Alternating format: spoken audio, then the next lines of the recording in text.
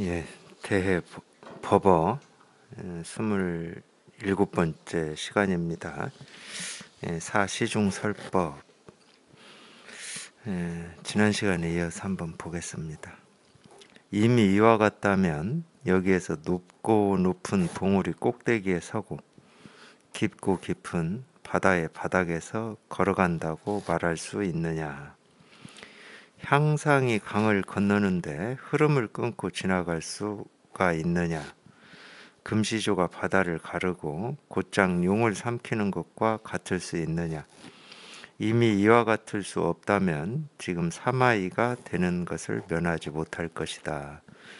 갑자기 주장자를 가지고 아래를 한번 내리쳐 세우고 말했다. 눈 가득히 햇빛이요. 만리에 구름 한 점이 없구나. 부처를 뛰어넘고 조사를 초월하는 이야기는 이미 쓸어내어서 도량을 메우고 골짜기를 막아버렸다. 말해보아라. 청평의 나무국자와 조리와 두레박줄과 돈꿰미, 설봉이 나무공을 굴린 일과 화산이 북을 칠 줄 아는 일 등이 결국 납승의 입장에서 어떤 일을 이룬 것이냐 잘 알겠는가? 시비가 귀에 들어오기를 기다리지 말라. 이전의 친구가 도리어 원수가 될 것이다. 다시 한번 내리쳐 세우고는 악하고 한번 고함을 질렀다. 지난 시간에 이제 이어서 저희가 보고 있는데요. 물론 뭐 지난 시간에 어떤 내용이냐 뭐 이거는 뭐 우리가 기억을 못해도 상관없습니다. 이미 이와 같다면 이미 이와 같으면 지난 시간이 있고 지금 이 시간이 있고 앞으로의 시간이 있는 게 아니죠. 그냥 지금 이미 이와 같으면 이와 같다 그냥 늘 이거거든요. 그냥 이거예요. 그냥 이 일이지. 또 이와 같다 그러니까 같은 어떤 것이 있고 같다고 아는 내가 있다. 이러면 이제 또 둘이 돼서 이와 같지 않은 겁니다. 그거를 이제 우리가 이 알므로 분별로 할 때는 같다 다르다 이렇게 분별을 한 거예요. 같다 다르다라고 할 때는 두 개가 있어야 됩니다. 크다 적다 할 때도 두 개가 있어야죠. 어떤 것보다 크고 어떤 것보다 작고. 그러니까 이 두 개가 있는 세상을 이제 이법이라고 그래. 이법의 세계다. 상대의 세계죠. 그러니까 이 말은 전부 어쩔 수 없이 이 상대 세계입니다. 언어와 이 문자라고 하는 것은 이 둘을 나누어서 얘기할 수밖에 없죠. 둘이 나누어지지 않으면은 이 말을 할 수가 없고 이 문자가 성립이 안 됩니다. 우리가 이제 이런 사물을 볼펜이다 하고 이렇게 이름을 부르는데 이걸 볼펜이다라고 하는 거는 이 볼펜과 이 볼펜 아닌 이 둘이 있을 때 이걸 볼펜이라고 얘기할 수 있는 거지. 이 볼펜 아닌 것이 없으면 이걸 볼펜이라고 할 수가 없는 겁니다. 그러니까 이 언어 문자라고 하는 건 항상 분별이에요, 분별. 그러니까 아무리 잘 안다 하더라도 분별밖에 안 되는 거고. 그러니까 이와 같다 그럴 때는 같은 어떤 대상이 있다는 말이 아니에요. 그냥 늘 그냥 이 분별되지 않고 나눌 수 없는 우리가 이거를 뭐 실상이라고도 하고 본질이라고도 하고 깨달음 도다 이렇게도 얘기하는데 그냥 늘 이거니까 이와 같다고 그러는 거예요. 근데 늘 이거라고 하는 거를 아는 내가 또 따로 있다. 그러면 이 법이라고 하는 것, 도라고 하는 것과 나라고 하는 게 또 따로 있게 되잖아요. 그러면 법은 이 법의 어떤 원리다. 그러면 이 법의 원리, 도리로 움직이고 나는 내 생각이나 느낌이나 감정으로 움직이고 그러면 이건 깨달음이 될 수가 없는 거죠. 그러니까 늘 그냥 이 일밖에 없다. 이것도 이제 어쩔 수 없이 이렇게 말로 표현을 하고는 있지만은 이거를 보고 듣고 느끼고 경험하는 이 나라고 하는 것도 그냥 이 일이라는 거야. 그러니까 내가 따로 있고 이 법을 아는 내가 따로 있고 법이 따로 있다는 말이 아니에요. 그러니까 우리가 이 깨달음을 찾고 구하고 얻고 알려고 할 때는 이 법이라고 하는 게 있고 그걸 알고자 하는 내가 있고 내가 이 법을 여기 이렇게 통하든 체험하든 뭐 한 소식 하든 개합을 하든 내가 이 법과 이렇게 하나가 되려고 그러는데, 이 나와 법이라고 하는 게 한 번이라도 나뉘어져 있어 본 적이 있어야 다시 이걸 하나로 합치든지 뭐 어쩌든지 하는데, 나와 이 법이라고 하는 것은 둘이 돼 본 적이 단 한 번도 없어요. 그거를 우리가 다른 말로 표현하면 우리가 이 깨달음이라고 하는 걸 잃어본 적이 없다는 거야. 잃어본 적이 없는 이 깨달음이라고 하는 거를 잃은 사람처럼 찾고 구하고 얻으려고 하니까 찾을 수도 없고 구할 수도 없고 얻을 수도 없는 거죠. 그냥 문득 자기도 모르는 사이에 그냥 문득 그냥 그 이 일임이 이렇게 저절로 이렇게 확인이 돼야 되는 거죠.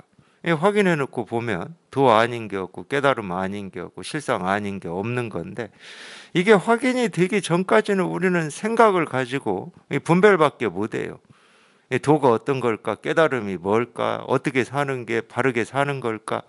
이렇게 생각밖에 못 해. 우리가 삶이 있다 그러면은 내가 있고 삶이 있게 돼요. 그렇기 때문에 내가 어떻게 살아야지 이런 고민이 있는 겁니다. 그런 생각이 있는 거예요. 내가 어떻게 살아야지 하는 순간에는 이 살아내야 될 일들이 한두 가지가 아니에요.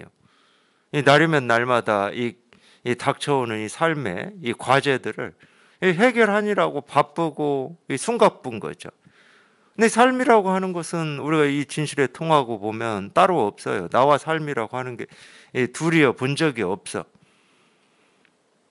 근데 내가 살아야 될 삶, 살아내야 될 삶이 따로 있다고 착각을 해버리니까 살아내야 될 삶이 이렇게 만만치가 않은 겁니다. 그게 이제 이 번뇌의 씨앗이고 번뇌의 원인이죠. 그러니까 우리 이 번뇌의 원인은 다른 거 없어요.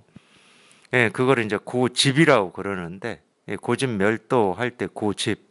이 집이라는 말은 이 번뇌의 원인을 얘기하는 겁니다. 고의 원인. 그럼 이 집은 뭐냐? 이 생각이 계속 이어진다는 거예요. 생각이 끊어지질 않고 계속 이어지니까 생각이 한 덩어리로 이렇게 돼 있다는 거예요.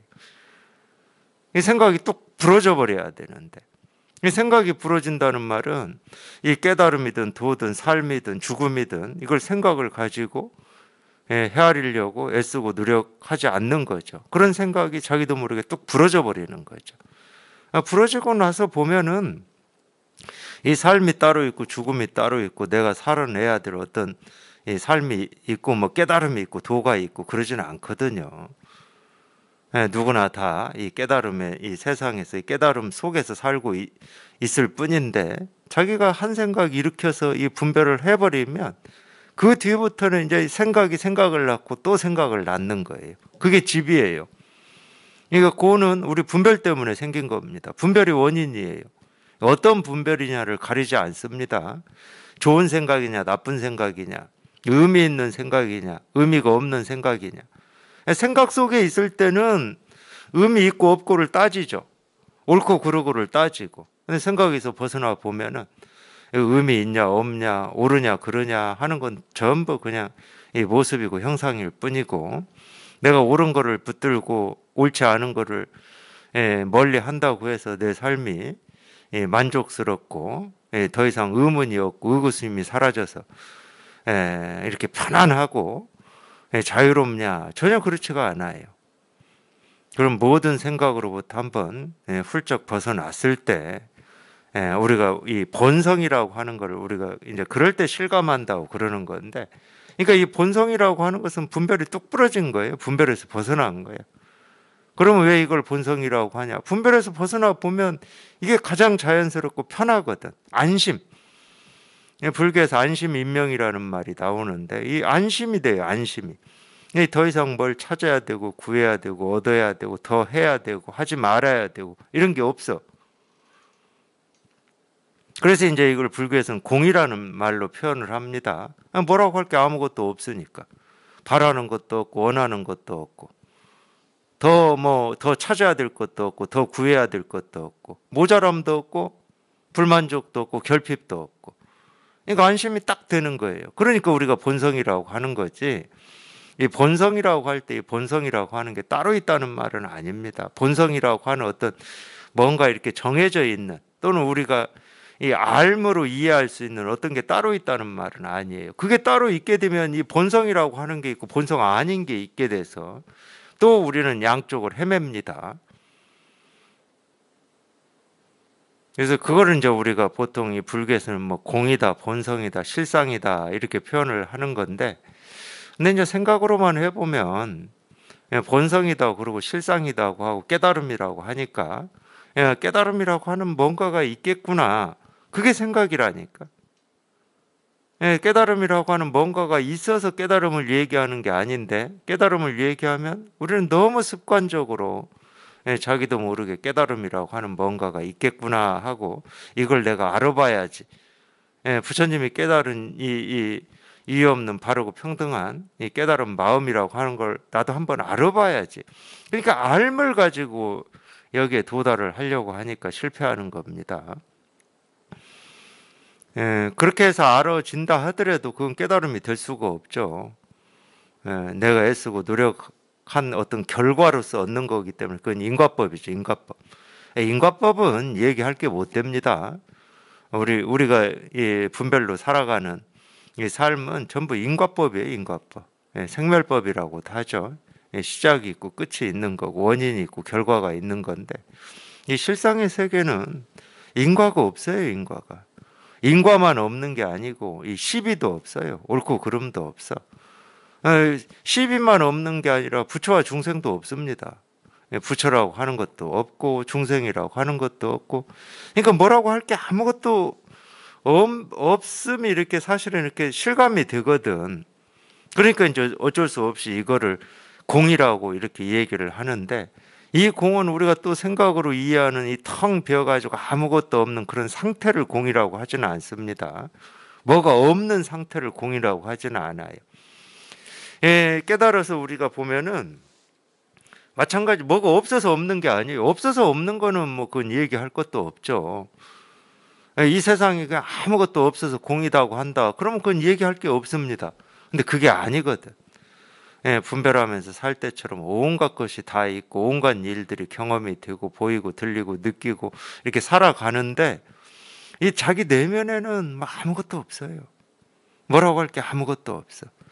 그러니까 두 면이 다 있는 거예요. 그러기 때문에 온갖 일이 다 있는데 아무 일이 없는 이 두 면이 다 있어요. 텅 비어 있는데 이 텅 비어 있는, 이게 텅 비어 있는 상태로 존재하는 게 아니고 온갖 것이 이 텅 비어 있는 여기에서 생기고 사라지는 이 두 면이 다 있는 거예요. 그래서 어찌 보면은 이 도덕경에서 이 상선약수라고 그랬죠. 흐르는 물과 같다. 이 도는, 이 깨달음은 흐르는 물과 같다 이랬는데, 뭐 다른 측면을 이제 이 흐르는 물과 이렇게 비유한 것도 있지만, 사실은 이 물이 흐른다라고 하는 말은 거기가 비어 있다는 말이에요. 꽉 차 있으면 물이 흐를 수가 없잖아. 근데 비어 있는 것은 비어 있는 상태로 우리한테 보이고 들리고 알아지는 건 아닙니다. 늘 물이 흐르고 있는 거지. 근데 흐른다라고 하는 것은 비어 있다는 말이야. 그래서 도덕경은 이 도를 뭐 계곡, 골짜기라는 이름으로 많이 얘기를 합니다. 계곡, 골짜기가 텅 비어 있지는 않아요. 항상 뭘로 차 있지. 그러니까 차 있다는 말은 비어 있다는 말하고 똑같은 말이에요. 이 법에서는, 이 세계 실상에서는. 다른 얘기로 하면 우리가 이렇게 생각하고 분별한다는 말은 우리 본래 마음이 텅 비어 있다는 말하고 똑같은 말입니다. 텅 비어 있으니까 여기에 이 생각이나 느낌이나 감정이 생기고 사라질 수 있는 거지. 우리 본래 마음 깨달음 도라고 하는 게 이 자기의 모습을 가지고 있다. 아니, 세모로 모습을 가지고 있다. 그러면 세모로 고정돼 버리는데 거기에는 뭐 동그라미가 있을 수도 없고 네모가 있을 수도 없잖아요. 근데 우리 본래 마음은 텅 비어 있다는 말은 온갖 것이, 온갖 모습이, 온갖 말이, 온갖 생각이, 온갖 느낌이 인연 따라 생기고 사라질 수 있다는 말하고 똑같은 말입니다. 그래서 우리 눈에 보이는 것은 있는 게 보여요. 모습, 소리, 색깔, 뭐 느낌, 감정, 이게 있는 게 보여. 그러니까 이 있는 것을 그냥 있는 대로만 쫓아가 버리면 항상 떴다 가라앉았다, 뭐 좋다 싫다 옳다 그러다, 뭐 기분이 나쁘다, 뭐 이런 것만 쫓아다녀 버리는 거고, 이 있는 것의 실상을 보게 되면 텅 비어 있는 거지. 있는데 텅 비어 있어. 온갖 것이 생기고 사라지는데 생기는 것도 없고 사라지는 것도 없어. 그냥 텅 비어서 깨끗해. 그래서 우리가 이 실상에 통해야 우리 감정, 느낌, 생각을 쫓아다니지 않게 되는 거지. 또 생각을 가지고 견해를 가지고 자기의 어떤 이 생각이나 느낌이나 감정을 조절하고 통제하려고 하면은 어느 정도는 뭐 이렇게 되는 것 같지만 결국은 실패하게 돼 있어요. 생각을 가지고 생각을 조절하려고 그러면. 그냥 어떤 생각이든 이 생각이든 저 생각이든 이 느낌이든 저 느낌이든 그 느낌의 이 생각의 실상, 그러니까 하나의 모습이든 하나의 소리든 거기에서 우리가 이 실상에 통해 버리면 그냥 이 우주와 통째로 통하는 거거든. 이 모습, 소리, 색깔에 그냥 다 통해 버리는 거거든. 통하고 보면은 온갖 것이 생기고 사라지고 변화하는데 그냥 아무 일이 없는 거예요. 뭐라고 할 게 없어. 그러니까 이치적으로 얘기하면 그런 겁니다. 물이 흐른다는 것은 비어 있는 것을 반증하는 거다. 거울이 온갖 모습을 비출 수 있는 것은 거울 자체는 아무 모습이 없기 때문에 비출 수 있잖아요. 거울이 자기 모습을 가지고 있으면 다른 모습을 비출 수가 없는 거죠. 그래서 이 텅 빔이라고 하는 이 깨달음, 이 분별되지 않음, 이 부처라고 하는 것은 우리가 볼 수도 없고 들을 수도 없고 알 수도 없고 이해할 수도 없는 겁니다. 그러니까 옛날부터 불가사의하다고 그러는 거예요. 알 수 없기 때문에 불가사의한 거지 어떤 비밀스럽고 신비한 알미라고 하는 건 아닙니다. 이것을 알기 위해서는 특별한 어떤 노력을 기울여야 된다는 말이 아니에요. 아무리 특별한 노력을 기울여도 결국은 알 수 없음이에요. 텅 비어있기 때문에 온갖 것이 생기고 사라질 수 있는 거지. 자기 모습을 지키고 있으면 결국은 지킬 수 없는 것을 지키려고 애쓰고 발버둥치고 노력하기 때문에 힘만 들죠. 애만 쓰고 고생만 하는 겁니다. 그래서 툭 놀아오고 그러는 거예요. 지키려고 하지도 말고 버리려고 하지도 말고 뭘 붙잡으려고 하지도 말고 붙잡지 않으려고 하지도 말고 알려고 하지도 말고 알지 않으려고 하지도 말고 뭔가를 조절하려고 하지도 말고 조절 않으려고 하지도 말고 생각으로 헤아리려고 하지도 말고 생각으로 헤아려서 안 된다고도 하지 말고 그게 툭 놓는다는 말이에요. 그거는 자기 힘으로는 어떻게 할 수가 없잖아요. 자기가 할 수 있는 건 아냐 모르냐 애쓰냐 애쓰지 않느냐 이런 건데 두 방법을 가지고는 결국 도달할 수 없는 거다. 그냥 늘 저절로 늘 저절로 이렇게 드러나 있는 일이기 때문에 자기도 모르게 한번 툭 하고 여기에 통하는 거 말고는 다른 길이 없고 다른 방법이 없어요. 그게 이제 이와 같다라는 말입니다. 이와 같다. 불교에서는 이 모든 이 경전은 시작이 여시 아문이에요. 이와 같이 들었다인데 이와 같이 들었다. 이와 같이 들었다. 이와 같이 듣는 게 이거라니까. 말을 기억하는 것은 말일 뿐이고 이와 같이 들었다 이거예요. 이거. 이게 여시 아문이에요. 여시 아문. 이걸 들은 거거든. 이거를 부처님이 49년 동안 온갖 이런저런 말로 하셨기 때문에 진짜 들어야 될 건 이거예요. 말을 들어가지고는 이 말만 배우는 거지 실상에 통하는 건 아닙니다. 그러니까 이미 이와 같다면 하는 거나 여시아문 하는 거나 똑같은 걸 얘기하는 거예요. 똑같은 말이죠. 여기에서 높고 높은 봉우리 꼭대기에 서고 깊고 깊은 바닥에서 걸어다닌다고 말할 수 있느냐. 이 높고 높은 봉우리 꼭대기에 선다. 이걸 이제 우리가 이 진실을 깨닫고 나면은 이렇게 표현할 수 있고 또는 이렇게 깨달아서 보면은 이런 느낌이 들기도 해요. 왜 드냐? 더 이상 이제 올라갈 데가 없어요. 우리가 분별할 때는 또는 이 깨달음을 찾고 구하고 얻을 때는 이 깨달음이라고 하는 이게 가장 높은 봉우리인 것 같아서 여기에 올라가야 된다. 뭐 이런 생각을 가지고 공부를 하시거든요. 근데 통하고 보면은 저 같은 경우는 이제 특히 그랬는데 무상정등가, 유없는 바르고 평등한 깨달은 마음이라고 하는 거를 저는 얻고 싶었고 구하고 싶었고 알고 싶었습니다. 그러니까 뭔가 좀 끝이 나야 될 것 같은 느낌이 있었어요. 뭔가 끝이 나. 이 꼭지점, 이 꼭대기가 없다 그러면은 이 지금의 삶이 완전히 만족스럽지가 않으니까, 그게 없다 그러면은 좀 그러잖아요. 지금 내가 이렇게 보고 듣고 느끼고 경험하고 살아가는 삶이 뭐 불평 불만이 가득하다는 말은 아닌데 뭔가 다 같지는 않아요. 그러니까 최선을 다해서 살지만, 제가 어제도 그런 얘기를 잠깐 한 것 같아요. 오신 분들하고 대화를 하면서, 이 최선을 다하는 삶이 우리를 만족스럽게 하냐? 절대 아닙니다. 최선 가지고는 안 돼요. 최선 가지고는 안 돼. 그 최선은요, 누구나 이 자기가 처한 조건 환경 속에서 누구나 최선을 다하고 있습니다. 다 자기 방식대로는 최선을 다하고 있어요. 근데 이렇게 최선을 다해서 사는 삶이 온전하고 만족스럽고 자유롭냐? 아니에요. 물론 이제 때때로 내가 최선을 다했다, 이게 위로도 되고 위안도 되고 뭐 이런 건 있지만은, 그렇다고 하더라도 사람이라면 그게 전부다라고 하는 느낌은 못 받을 겁니다.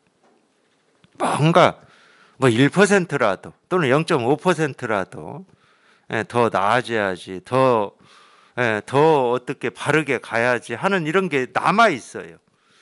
그러니까 여전히 뭐 30년을 살든 50년을 살든 이 마지막 이 꼭대기에 이렇게 발을 딛지 못해서 뭔가 더 나아지고 더 좋아지고 더 애쓰고 노력하는, 이게 이렇게 쉬워지질 않더라는 거예요. 그래서 저는 이 무상정등과 유의 없는 바르고 평등한 깨달음, 정말로 더 이상이 없는, 그걸 이제 뭐 다른 데서는 진리라고도 할 수 있을 거고 불교에서는 실상이라고 할 수 있을 건데, 여기에 이렇게 발을 디뎌 봐야 되겠다. 그게 내 삶에서 1% 부족하다 하더라도 이제 저는 그런 느낌이 있었죠. 그런 느낌이. 이 꼭대기를 내가 한번 반드시 밟아 봐야 되겠구나. 이걸 밟지 않으면은 이렇게 살아도 조금 부족한 느낌이 계속 있으니까 그랬던 건데, 그래서 이제 저는 공부를 아마 하게 된 뭐 이유일 겁니다. 그게. 그래서 이제 제 스승님도 만나게 됐고 공부를 하는데, 제가 이거를 이렇게 체험하고 아마 뭐 지금은 기억을 다 못하겠지만 제일 먼저 드는 느낌이 그거였어요. 더 이상이 없구나. 더 이상이 없구나. 내가 그토록 이 목마르게 찾고 구하고 얻고 1% 부족하다고 하는 게 이거였구나, 이거요. 이거 하나를 향해서 그렇게 목이 마르고 애가 타고 이랬구나. 이거 하나를 못 해가지고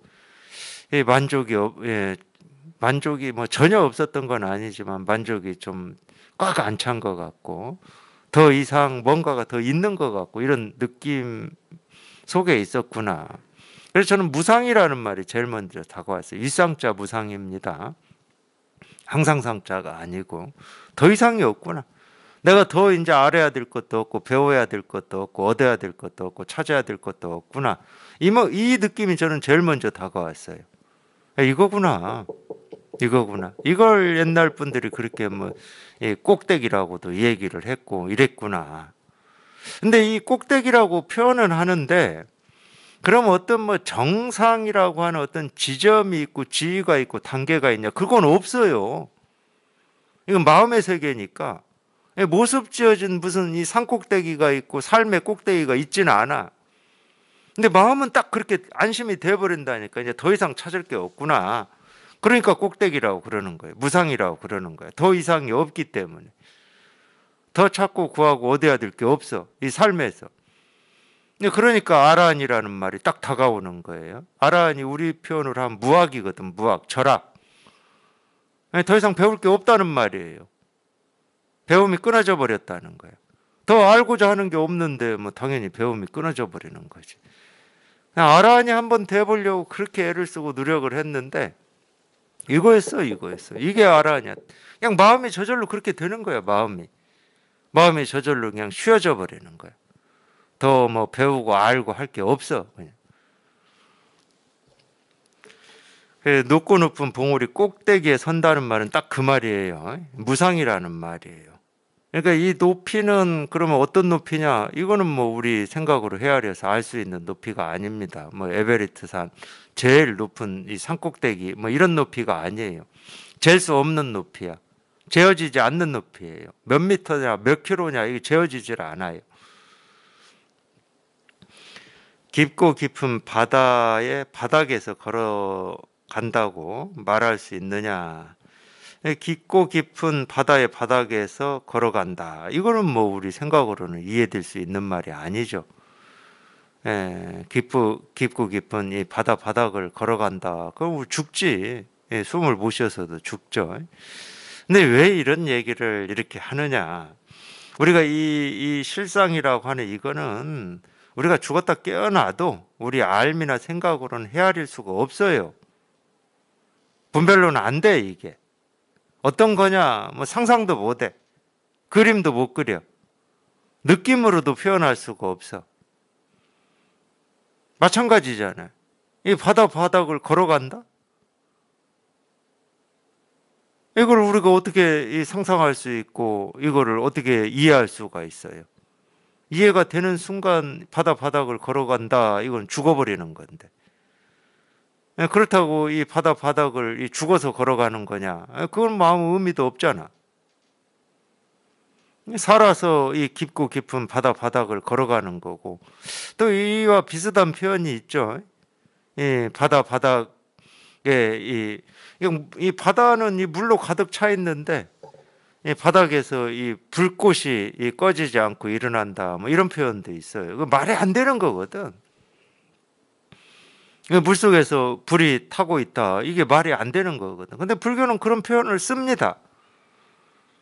근데 자기 스스로가 이 진실의 이 실상에 통해놓고 보면은 그런 표현을 충분히 쓸 수 있겠구나 하고 공감이 돼요. 순미산을 겨자씨에 집어넣는다. 생각으로는 말이 안 돼요.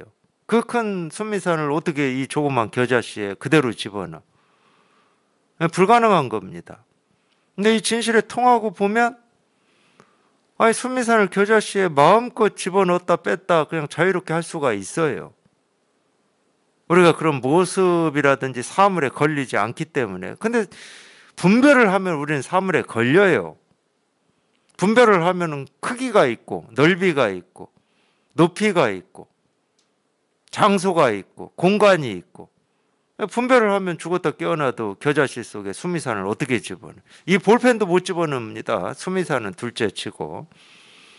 분별에서 벗어나 보면 이 티끌 하나에 온 우주가 다 드러나 있습니다. 티끌 하나에 온 우주를 집어넣고도 뭐 조금도 부족하지를 않아요. 그렇다고 이 우주를 뭐 접고 포개고 압축해가지고 티끌에 넣는 거냐? 전혀 아니죠. 근데 이제 이런 말들을 우리 이 세상 사람들은 좀 오해를 많이 했어요. 깨닫고 나면은 그 조그만 곳에서도 뭐 어떻게 우리가 할 수 있는 것처럼 이렇게 오해를 많이 했는데 그런 거하고는 아무 상관은 없습니다. 내가 어찌 하지 않아도 티끌마다 온 우주가 다 드러나 있습니다. 그러니까 이 우주라고 하는 이것도 우리가 분별할 때하고 이 법에 깨달았을 때하고는 다른 개념이에요. 분별할 때는 이 티끌 하나의 우주가 다 들어있다 이러면은 우리가 생각하는 이 우주가 티끌 속에 어떻게 들어가 있다 이러는 건데, 근데 이 법의 세계에서는 그만큼 가지고도 안 돼요. 티끌마다의 우주가 다 들어있어. 그러니까 이 우주라고 하는 걸 개수로 세버린다. 그럼 우리 분별할 때 하나인데 분별에서 벗어나 보면 이 우주는 하나가 아니에요. 티끌마다에 다 우주가 있으니까. 그러니까 헤아릴 수 없이 많은 우주가 시작도 끝도 없이 있는 거죠. 그게 중중법계고 이 우주의 무한함을 얘기하는 겁니다. 보통 과학에서는 우주가 이 무한하다, 끝이 없다 이럴 때는 이 하나의 우주의 이 범위를 얘기해요. 범위. 정말로 이 범위가 어디까지인지 넓어서 알 수가 없다. 이걸 얘기하는 거거든. 그건 우리 생각으로 하는 거죠. 분별입니다. 그거. 비유로는 쓰죠. 봐라, 이 끝도 없다. 이렇게 비유로는 쓰는데 우리가 불교에서 얘기할 때 이 우주라는 말은 그런 우주가 아닙니다. 물질 세계로만 얘기하는 우주가 아니에요. 우리 사람이 물질 세계만 있습니까? 우리는 이 물질 세계만 있지는 않거든. 당연히 마음의 세계도 있거든, 사람은. 그래서 이 우주라고 표현할 때도, 물론 이제 우리가 얘기할 때는 물질 세계를 우주라고 얘기하는 때도 있긴 있어요. 그렇게 표현을 안 한다는 말이 아니야. 분별 세계에서 사니까 우주다 그러면 물질 세계를 우주다 이렇게 서로 약속한 거니까, 그렇게 분별로 약속한 거니까 그렇게 알아듣는 경우도 있고 그렇게 말하기도 하지만은, 우리가 이 법에서 얘기할 때 우주라고 하는 것은 이 물질 세계만을 얘기하는 게 아닙니다. 물질 세계와 이 마음의 세계라고 하는 게 이렇게 떨어져 있는 게 아니기 때문에 물질 세계, 마음의 세계를 같이 얘기하는 거예요. 우주다 그럴 때는. 그래서 우리가 분별만 할 때 우주는 하나지만, 실상 깨달아 보면 이 우주는 하나가 아니에요. 헤아릴 수 없이 많은. 그러니까 금강경에도 견재저강에 이 모래 알 만큼의 뭐 그런 말 나오잖아요. 이 우주가 그만큼 많다는 거예요. 헤아릴 수 없을 만큼 많다. 그냥 티끌티끌에 온 우주가 다 드러나 있으니까. 우리 말 한마디, 모습 하나에도, 나뭇잎 하나에도 온 우주가 다 드러나 있으니까 뭐 우주는 헤아릴 수가 없죠. 그거를 이제 이 화엄에서의 중중법계라고 그런 겁니다. 향상이 강을 건너는데 흐름을 끊고 지나갈 수가 있느냐? 이건 향상은 이 향기가 나는 코끼리를 여기에서는 향상이라고 그럽니다. 향기향자에다 코끼리 상자인데, 뭐 향상이든 그냥 코끼리든, 코끼리가 강을 건넌다는 거예요. 강을 건너는데 물의 흐름을 끊고 건널 수가 있냐는 거죠. 그건 이제 불가능한 거죠. 가능하지 않은 겁니다. 그러면 왜 이런 얘기를 하냐면은, 우리는 누구나 다 이 법 속에 살고 있고 이 법의 흐름에서 한 발자국도 벗어날 수가 없어요. 이 깨달음이라고 하니까 우리 이 중생이 살고 있고 중생이 알고 있는 거 말고 따로 이 법계, 이 깨달음의 세계라고 하는 걸 찾고 구하고 얻으려고 그러는데, 그게 아니다. 내가 중생의 세계라고 하는 이 중생의 세계는 이 법의 물결이 단 한 번도 끊어진 적도 없이 이어져 있다 이 말이에요. 다른 말로 하면 중생의 세계 이대로가 법의 세계다. 부처의 세계고 깨달음의 세계다 이 말이거든. 근데 자기가 분별을 하면 중생의 세계로 보이는 거고, 보이는 겁니다. 중생의 세계다가 아니에요. 중생의 세계로 보이는 거고, 분별에서 벗어나면 그냥 부처의 세계예요. 이 법의 흐름을 우리는 끊을 수가 없어요. 이 법의 흐름에서 벗어날 수도 없고. 금시조가 바다를 가르고 곧장 용을 삼키는 것과 같을 수가 있느냐? 이 얘기는 마조스님 방거사 가르친 거하고 똑같습니다. 마음껏 방거사가 이 마조스님을 찾아와서 물었죠. 마음법과 짝하지 않는 게 무엇입니까? 하고 물었어요. 이 짝이라는 말은 뭐 우리 짝이라고 그러죠. 뭐 짝꿍이라고도 하는데 배필이라고도 하고, 이 상대가 있다는 말이에요. 만법은 다 짝하고 있죠. 부처하고 짝하고 있는 건 중생입니다. 어리석음하고 짝하고 있는 건 지혜로움이에요. 오름하고 짝하고 있는 건 그름이고, 위하고 짝하고 있는 건 아래죠. 그게 이제 우리 이 분별의 세계, 이 세속을 얘기하는 겁니다. 세속은 전부 상대 세계죠. 다 상대가 있습니다. 근데 이 마음법과 짝하지 않는 거 이렇게 물은 거는 이 도를 물은 거예요. 도가 뭡니까 이런 거예요. 오로지 짝이 없는 거는 이 법밖에 없거든요. 임재 스님은 이거를 의지할 곳이 없다고 그랬어요. 의지할 곳이 없다. 의지할 곳이 없다는 것은 상대가 없다는 말이에요. 상대가. 똑같은 얘기입니다. 우리가 이 분별의 세계는 전부 짝이 있어요. 무슨 일이 있어도 짝이 있습니다. 이 짝이 없는 건 오로지 분별에서 벗어나는 것밖에 없어요. 그거를 이제 석가모니 부처님은 유아 독존이라고 그랬죠. 유아 독존. 홀로라는 표현을 씁니다. 홀로. 홀로 있다, 홀로 밝은 것이 있다 이런 표현을 쓰는데 짝이 없기 때문에 홀로라는 표현을 쓰는 거예요. 의지할 데가 없기 때문에. 그때 이제 마조 스님이 방거사한테 답을 해주죠.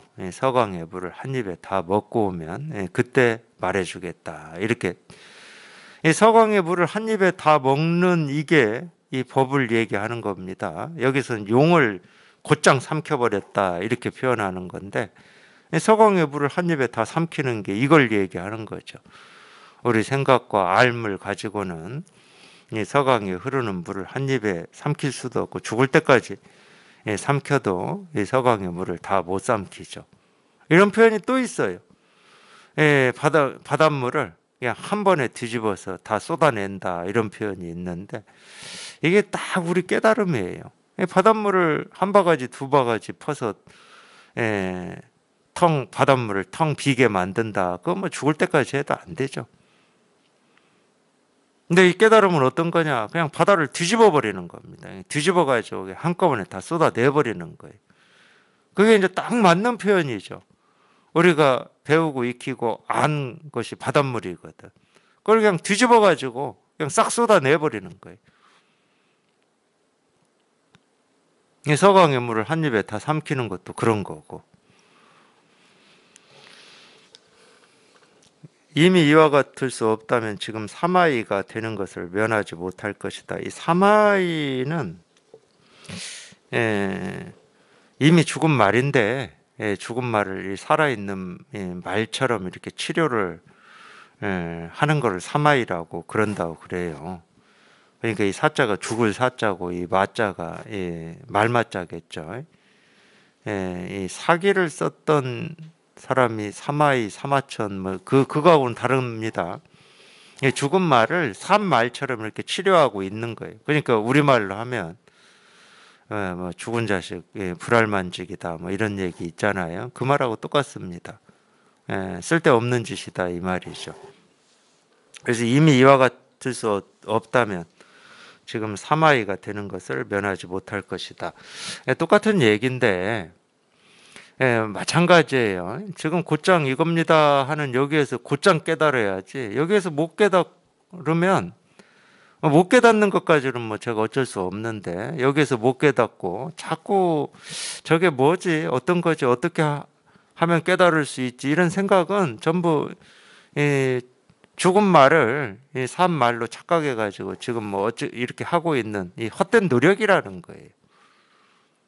깨달으려면 그냥 곧장 깨닫는 겁니다. 이겁니다. 그러면 여기에서 곧장 깨닫는 거예요. 말이 필요 없고 생각이 필요 없어요. 그냥 곧장 이겁니다. 그냥 일이 그냥 이거야 돼.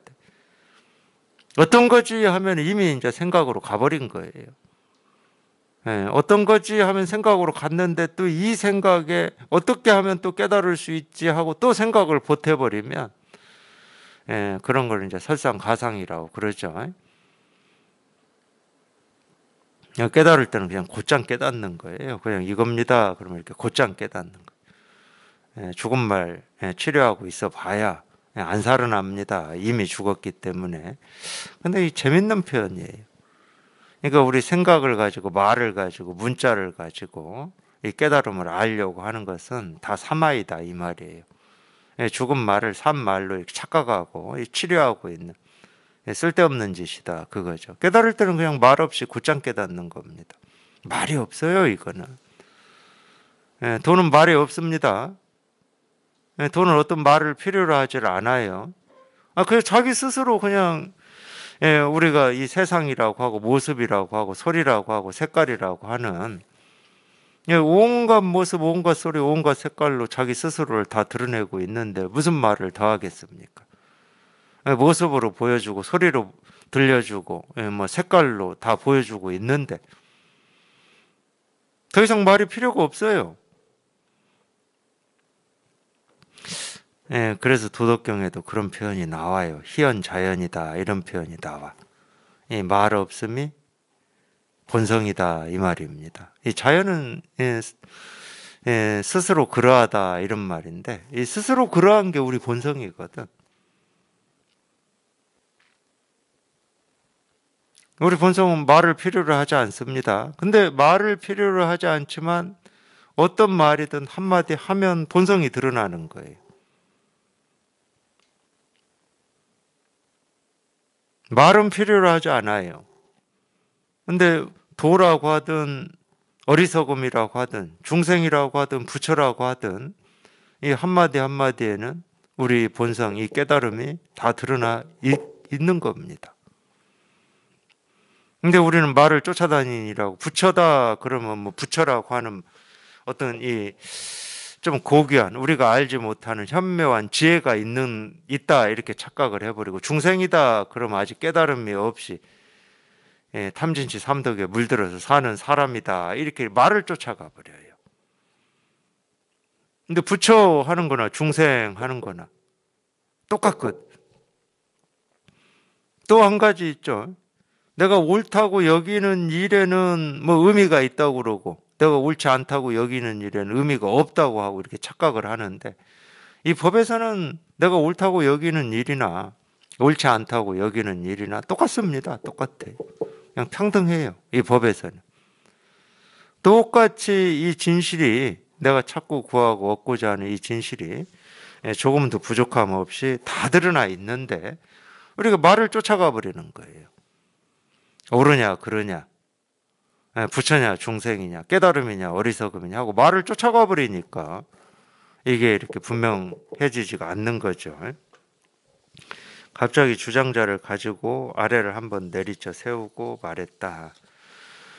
눈 가득히 햇볕이요 만리에 구름 한 점이 없구나. 이것도 이제 다 우리 실상을 표현하는 말인데 이 햇볕이 한 줄기가 있든 두 줄기가 있든 물론 이제 햇볕을 우리가 한 줄기다 두 줄기다 이렇게 나눠서 얘기하는 것 자체가 불가능한데 그래도 이제 우리가 분별하는 입장에서 보면 햇볕이 셀 때도 있고 좀 약할 때도 있고 부드러울 때도 있고 강할 때도 있고 그러죠.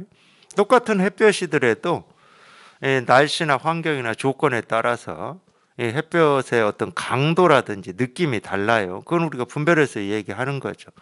근데 아무리 느낌이 다르고 강도가 다르다 하더라도 우리가 햇볕을 볼 때는 눈 가득 햇볕이에요. 늘 그런 거야. 한 줄기를 보든 뭐 10줄기를 보든 눈 가득 그냥 당연히 햇볕이지. 그러니까 이런 표현들은 이 시적으로 표현을 하긴 했지만 이 법을 표현하는 거예요. 내가 뭘 보고 뭘 듣고 뭘 생각하고 어떻게 산다 하더라도 그냥 이 가득 그냥 이 진실 하나밖에 없다는 거예요. 이 진실이 그냥 가득 실감이 되고 공감이 되고 자기가 경험하고 있다는 말이에요. 나뭇잎 하나 봐도 이 진실을 가득 경험하고 있는 거고 이 바람소리 하나 들어도 그 이 진실밖에 없고 눈 한 송이가 떨어져도 그냥 이 진실밖에 없고 비 한 방울이 떨어져도 그냥 이 진실밖에 없다. 이게 그걸 가득하다고 그러는 거예요. 가득하다. 가득하기 때문에 지금 눈앞에 일어나는 이 하나하나 일이 가득하기 때문에 더 찾을 것도 없고 구할 것도 없는 겁니다. 그게 실감이 돼야 돼. 그걸 우리가 이제 여기에 통한다고 하는 건데 분별할 때는 지금 일어나고 지금 경험한 일이 온전하진 않아요. 우리가 그렇게 느끼듯이 삶을 살면서 느끼듯이 99%까지는 뭐 만족스러울지는 몰라도 1%라도 이렇게 부족함을 느끼듯이 항상 이 분별할 때는 그럴 수밖에 없습니다. 그게 분별이에요. 분별에는 가득이 없어. 그러니까 자기가 분별 세계 속에 살면서 온전해지기를 바란다. 그건 불가능한 거예요. 분별이라고 하는 것은 나뉘어진 거야, 기본적으로. 나뉘어져 있다는 말은 뭐예요? 만족이 99다. 그럼 불만족이 1이라도 있어야 된다는 거야. 1도 없으면 그럼 분별이 안 되는 거지. 그럼 또 반대일 수도 있죠. 불만족이 99인데 1이라도 만족이 있는 거지. 그게 분별입니다. 그럼 분별 세계에 있으면서 시비에서 벗어난다? 있을 수가 없는 거예요. 분별을 하는데 어떻게 옳고 그름이 하나로 합쳐질 수가 없는 거지. 그러니까 늘 옳고 그름이 있는 거야. 분별 세계 속에서는 만족과 불만족이 있는 거고 행복과 불행이 있는 거고 암과 모름이 있는 거야. 분별하지 않으면 암과 모름이 없죠. 그러니까 분별을 하니까 암과 모름이 있는 거지.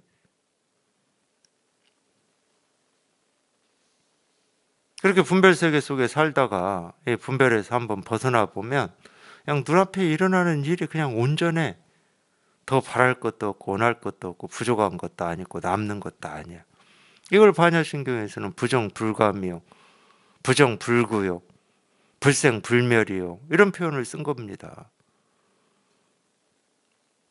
더 늘어나는 것도 아니고 줄어드는 것도 아니고, 늘어난다는 말은 더 나아져야지 이런 말이고, 줄어든다는 말은 이건 뭔가 부족해, 이게 줄어드는 거거든. 사물을 가지고 얘기하는 게 아닙니다. 뭐 풍선 가지고 얘기하는 게 아니에요. 풍선은 늘어나고 줄어들죠. 사물도 크기도 하고 적어지기도 하죠. 변화하지. 그걸 얘기하는 게 아니에요. 우리 이 본성을 얘기하는 거예요. 이 본성을. 그러니까 지금 드러나는 어떤 일도 내가 애를 써서 바꾸려고 하지 않게 돼요. 온전한데 왜 바꾸어? 온전한 걸 바꾸는 사람이 있습니까? 온전한데 뭘 더 바라는 사람이 있어? 근데 이 온전함이라고 하는 게 참 이렇게 물론 이제 우리가 이제 공부를 하시다가 여기에 이렇게 이게 이렇게 체험이 되는 순간에 온전함이라고 하는 게 실감이 되긴 돼요. 실감이 됩니다. 온전하구나. 자기도 모르게 그런 말이 나와요. 한 번도 이 온전함을 경험해 보지 못하다가 여기 이렇게 탁 통하는 순간 이 온전함을 경험하는데, 그래도 이제 우리가 벌써 뭐 40년, 50년, 60년을 버릇처럼 분별만 하고 살다 보니까 눈앞에 벌어지는 일들이 지금보다는 좀 나아졌으면, 좀 바라졌으면, 좋아졌으면 하는 이 버릇된 이 생각들이 다 쓸어서 없어지진 않아요. 그거는 이제 체화되는 시간이 필요한 겁니다. 그걸 이제 우리가 이 법에 익숙해지는 시간이라고 하는데, 이제 익숙해져 보면은 바랄 게 없다, 원할 게 없다, 더 이상이 없다, 이런 말들이 자기도 모르게 그냥 이렇게 체화가 돼요. 공감이 되고. 근데 그러기 전까지는 좀 더 나아졌으면 하는 마음이 어떤 측면에서는 있어요. 내 삶의 이쪽 측면에서는 있어. 그리고 그게 사는 맛이 아니냐, 이런 생각도 좀 있고. 오랫동안 그렇게 분별을 해왔기 때문에 그러거든요. 근데 점점 이제 이 법에 익숙해지는 시간이 지나다 보면은 뭐 더 이상이 없어. 그냥 늘 일어나는 일이 조금도 부족함이 없어. 그게 이제 분별을 해서 보면 내가 살아가는데 손해일 수도 있고 이익일 수도 있죠. 분별의 입장에서 보면은. 그러니까 남들이 보면 저건 손해인데 뭐 이럴 수 있어요. 예를 들면 이 이야기는 제가 알기로는 우리나라 스님입니다. 해월 스님이었다고 뭐 정확하지는 않지만 제 기억이 정확하지 않아요. 이분이 뭐 어떤 암장가 이 절에 살고 있을 때 그 절 암자 앞에 있는 이 밭인가 논인가가 굉장히 좋은 밭이고 논이었나 봐요. 밭인지 논인지도 모르겠지만 하여튼 밭이라고 하게요. 작물이 잘 크고 일도 수월하게 할 수 있는 걸 우리가 좋다고 그러잖아요. 그래서 문전옥답이라고 그러죠. 쉽게 가서 일할 수 있어야 되니까. 근데 이 동네에서 농사 짓는 어떤 이 노인분이 그 땅을 굉장히 욕심냈나 봅니다. 그래서 이 땅을 저 스님한테 좀 살려고 저작거리에 나오면은 이 막걸리 사드리고 이렇게 이제 친분을 막 쌓아야 될 거 아니에요. 좀 싸게 살려면. 그래서 나오면은 막걸리 사드리고 막 그랬나 봐요. 근데 이 스님이 이렇게 이 곡차를 좋아하셨나 보죠. 그러니까 자기는 한 거 없이 얻어만 먹었잖아요. 그러다가 이제 어느 정도 시간이 지나서 본론을 꺼낸 거예요. 그 땅을 나한테 좀 파십시오, 이런 거예요. 근데 이제 그 당시 거래가에 뭐 반의 반이나 받고 낼름 팔아버렸나 봐요. 그러니까 이제 세간의 입장에서 보면 이 농사짓는 이 노인분은 횡재한 거고, 이 스님은 이 세간의 입장에서 보면은 봉 잡힌 거죠. 이 막걸리 좀 사주고 어쩌고 하니까 그냥 헐값에 다 넘겨버렸으니까. 이 소식을 상자들이 듣고 득달같이 쫓아왔나 봐요. 스님 어떻게 이럴 수가 있습니까? 이 땅이 얼마짜린데 뭐 반의 반값에 이렇게 남한테 팔 수가 있습니까? 이랬나 봐요. 그러니까 그 스님이 제자들한테 그러죠. 참 너희들 셈법은 참 희한하다.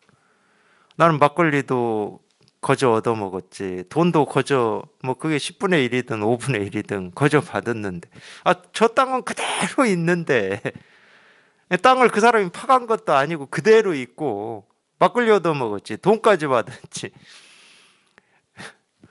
이렇게 얘기했다는 말이 있는데, 같은 말이에요. 세간의 입장에서 보면 손해죠. 현재 가치라고 하는 게 있으니까 그 가치가 뭐 허망하든 허망하지 않든 세간에서는 그게 있습니다. 약속된 게 있어요. 근데 어찌 생각해 보면 그냥 땅인데 뭐 어떤 그런 것 때문에 자꾸 땅값이 오르고 집값이 오르는 게 희한하긴 해요. 그냥 가만히 있는데 그냥 지어지고 그냥 땅이 있는 건데 막 뭐 올라가니까 희한하긴 해. 저도 그런 생각이 들 때 있었어요. 도대체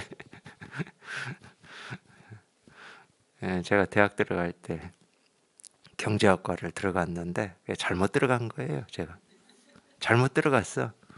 그런 생각을 가지고 있는데 경제학과 들어가면 뭐 할 겁니까? 희한해요. 제가 생각할 때 어떤 때는 생각하면 희한해. 똑같은 집인데 왜 올라가지? 뭐 이렇게. 당연히 세가는 이유가 있어요. 뭐 희소성이라고 하는 것도 그걸 뭐 경제학적으로 설명하는 여러 이론들이 있습니다. 이 얘기 하다 보니까. 근데 저는 그게 제가 사실은 경제학과를 들어갈 때는 저는 정말로 이 경제학을 내가 제대로 공부해 가지고 많은 사람들한테 도움이 되고 싶었어요.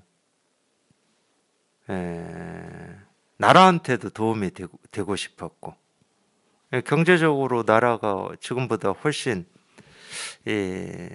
나은 이 나라, 그리고 이 나라에 살고 있는 이 국민들도 뭐 어떤 이 가난이라든지 뭐 이런 거에 이렇게 도움이 되고 싶었거든요. 그래서 저는 어떤 점수로 선택한 게 아니고 저는 그런 부분에서 선택을 제가 한 겁니다. 그러니까 잘못 선택한 거야. 근데 대학 들어가서 좀 경제학을 공부해 보려고 하는데 들어갈 때 그 신념을 내가 가지고 들어갔는데 안 돼, 이게. 조금 이 엉뚱한 생각들이 자꾸 생기는데 어떻게? 경제학의 어떤 이런 측면으로 보면은 제 생각이 엉뚱한데. 아니 이게 이론이고 뭐고 간에 똑같은 땅이 그냥 있는 땅이 왜 값이 올라야 돼 하고 이렇게 엉뚱한 생각이 드는데 어떻게 하겠어요? 그래서 처음에 가진 이 포부는 없어져 버렸어요. 제가 대학 들어가서는. 그러니까 어쩔 수가 없는 것 같아요. 제 셈법도 막걸리 얻어먹고 그냥 헐값에 판 그 스님 셈법하고 비슷하거든요. 그 셈법이 훨씬 편해요. 세간에서는 뭐 손해고 바보 같고 뭐 천치 같다 하고 하더라도 그게 편해. 그러니까 세간의 입장에서는 손해냐 이익이냐 이 기준을 가지고 이렇게 따질 수도 있어요. 옳으냐 그러냐 가지고 따질 수도 있는데 이 진실은 이익 볼 때 진실하고 손해 볼 때는 진실하지 않고 옳을 때 진실이고 옳지 않을 때 진실이 아니냐 아닙니다. 그런 거하고 아무 상관이 없어요. 예를 들어서 뭐 동그라미면 진실이고 네모지면 진실이 아니냐 이거하고 아무 상관이 없어요. 동그랗든 네모지든 이익이든 손해든 옳든 그르든 그렇지 않으면 우리가 이 진실 진릴 도 이런 말을 쓰면 안 됩니다. 도라고 한다 그러면 이 도 아닌 것도 도인 거고 도인 것도 도인 거지. 두 개의 원리가 작동이 되면 도라고 얘기할 수가 없죠. 옳은 원리와 그른 원리, 선의 원리와 악의 원리가 작동하고 있다. 그럼 어떻게 이게 도입니까? 이 도라고 하는 것은 이 처음부터 끝까지 일관된 거고 관통해 버리는 거지. 그러니까 네모도 세모도 동그라미도 세간적 가치로 보면 좋은 게 있고 싫은 게 있을 수 있어요. 그래서 저는 그런 말들이 더 기억나고 그런 말들이 설득력이 있다니까. 이거는 뭐 그냥 우스갯소리일지는 모르지만 제 기억으로는 그런 말들이 지금도 남아 있어요. 아프리카를 갔더니 그 어린 아이들이 이 금덩어리 가지고 공기놀이를 하고 있더라는 거예요. 그 아이들한테는 금덩어리가 우리 예를 들어서 이런 문명 사회에서 금덩어리 그럼 뭐 대단한 이 돈으로 바꾸면은 뭐 집도 살 수 있고 차도 살 수 있으니까 대단한 거지만 그 아이들한테는 아무 필요가 없어. 공기놀이나 할 때 공기놀이 하기 좋으면은 좋은 거고 저희 어릴 때 돌멩이 가지고 공기놀이 할 때 그런 것처럼 여러 돌멩이가 있지만 그래도 덩그런 놈 가지고 했거든요. 골라서. 이게 가치가 다른 거예요. 가치가. 그래서 세간의 가치냐 어떤 이 우리 본성, 이 본성이라고 하는 이 가치냐 이게 다른 겁니다.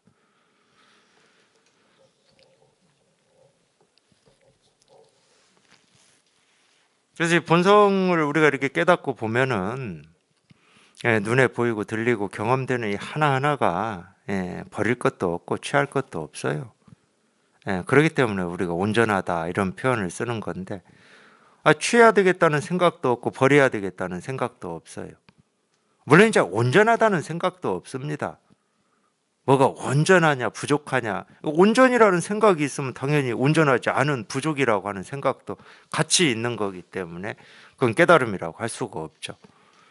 근데 이제 온전하다 부족하다 부처다 중생이다라는 생각이 없기 때문에 부처라고 하고 온전이라고 표현하는 거죠. 걸림이 없다 대자유다 이런 표현을 하는 겁니다. 근데 자유가 있으면 구속이 있는 거예요. 그래서 나는 자유를 느끼고 있어 이런 게 아니라니까. 자유라는 생각, 이 구속이라는 생각이 없는 거죠. 그러니까 만리에 구름 한 점 없다고 그러잖아요. 만리에 구름 한 점 없어 그냥. 뭐라고 할 게 아무것도 없어. 부처를 뛰어넘고 조사를 초월하는 이야기는 이미 쓸어내어서 도량을 메우고 골짜기를 막아버렸다. 물론 이제 이 부처를 뛰어넘고 조사를 초월하는 이야기는 말 그대로 또 이야기예요. 중생의 병을 치료하기 위해서 어쩔 수 없이 하는 이야기니까 이 이야기도 쓸어내버려야 됩니다. 또 이 이야기 붙들고 있으면 안 돼요. 부처님이 하신 말씀이라고 정말로 막 그걸 붙들고 이건 진실의 말씀이야 이러고 있으면 또 집착이 그걸 집착이라고 하고 분별이라고 그러는 겁니다. 그 얘기를 듣고 자기 스스로 그냥 여기 이렇게 탁 통해버려야지. 그 이야기를 뭐로 붙들고 있어요? 그 이야기를 뭐 옳다 그르다 할 필요도 없어. 그냥 통해버리면 되는 거야. 통해서 딱 보면은 그 이야기는 그냥 이거를 자기가 통한 이거를 이렇게 표현해 놓은 그냥 말이야 말. 그러니까 반드시 이 진실을 이렇게 가르친 말은 가르치고 나서 바로 쓸어 없애버려야 됩니다.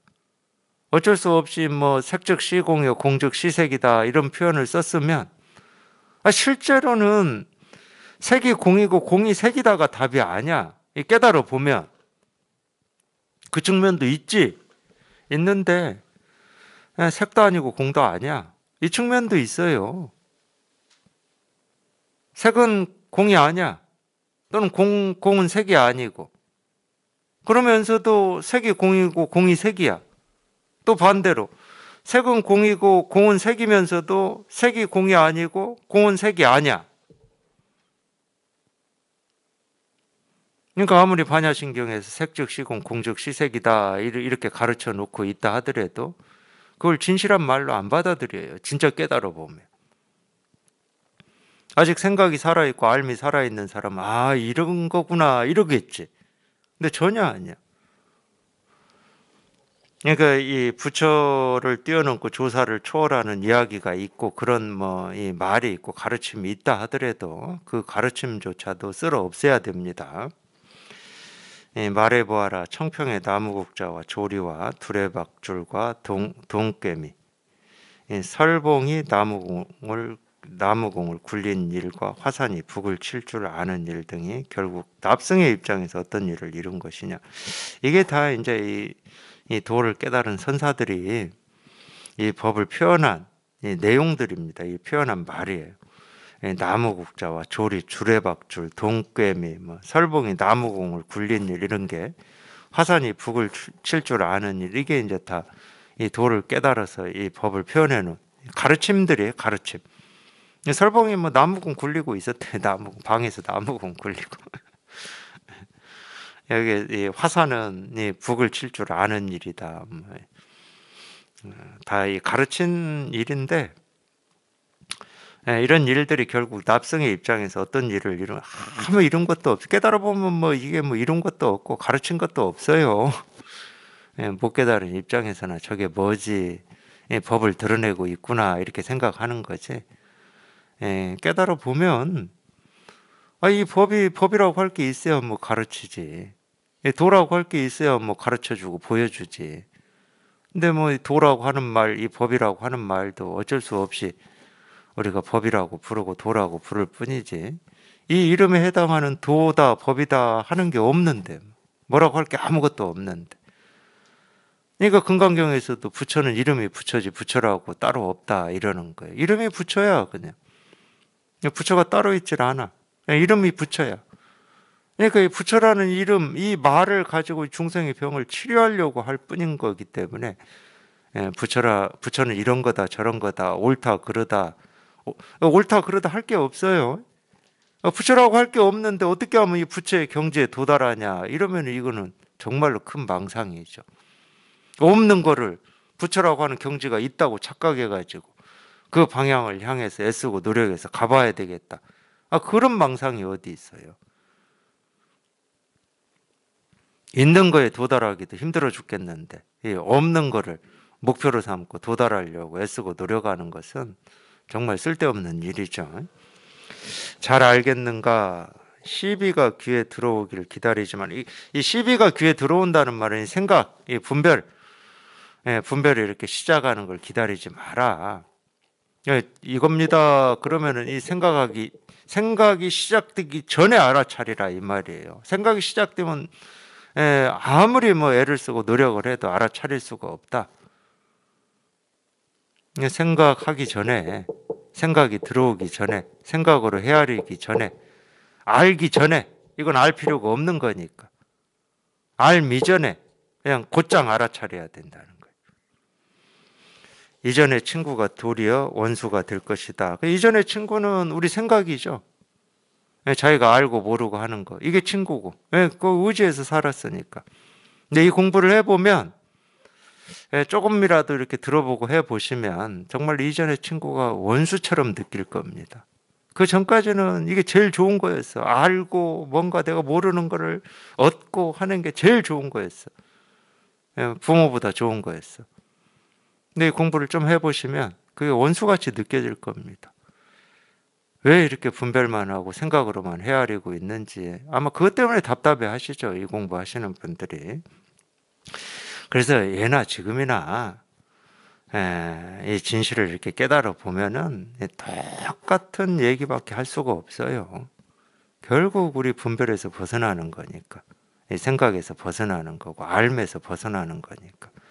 그러니까 깨달으려면 곧장 깨달아요. 곧장. 그냥 곧장 깨달아야 돼. 그냥 말 없이 생각 없이. 생각하기 전에 알기 전에 그냥 깨달아야 돼. 이거밖에 없으니까 이거밖에.